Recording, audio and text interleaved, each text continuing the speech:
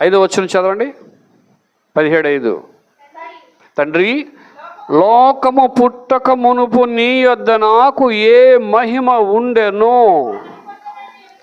అంటే లోకం పుట్టి ముందు యేసుప్రభు గారు ఏముంది అమ్మా? యేసుప్రభు ఎప్పుడున్నాడు? లోకం పుట్టక ముందు ఉన్నాడా? లోకం పుట్టిన తర్వాత మధ్యలో పుట్టాడా? అమ్మా, మనం అప్పుడప్పుడు పాట పాడుతుంటాం. యేసుప్రభు దావీదు పట్టణం ముందు రక్షకుడు నేడు మీ కొరకు పుట్టి ఉన్నాడు అనగానే 2500 సంవత్సరాల క్రితం యేసుప్రభు పుట్టాడు అని మనం ఏం చేస్తాం? పుట్టాడు అనుకుంటాం. కానీ యేసుప్రభు ఎప్పుడున్నాడు? లోకము పుట్టక మునుపు ఆయన ఎక్కడున్నాడు? మహిమలో. అక్కడ చదవండి, ఉంది కదా అక్కడ. లోకం పుట్టక మునుపు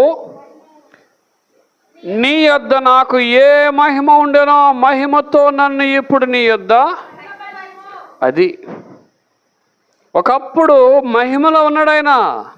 అందుకే దేవుని స్వరూపం కలిగిన వాడై ఆయనతో, దేవునితో సమానుడుగా ఉండుట విడిచిపెట్టకూడని భాగ్యమని ఎంచుకో. ఆయన దేవునితో సమానంగా ఉండేట విడిచిపెట్టేశాడు.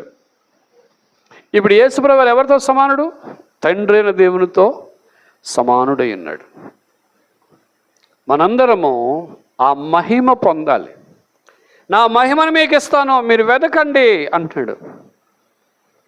అంతవరకు వెళ్తున్నారట జనాలు. ఆదివారం గుడికి రావడమే కట్టం, శుక్రవారం గుడికి రావడమే కట్టం.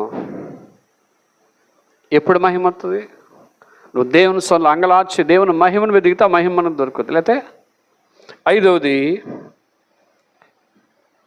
ఐదవది 24వ వచనం. తండ్రి, నేను ఎక్కడ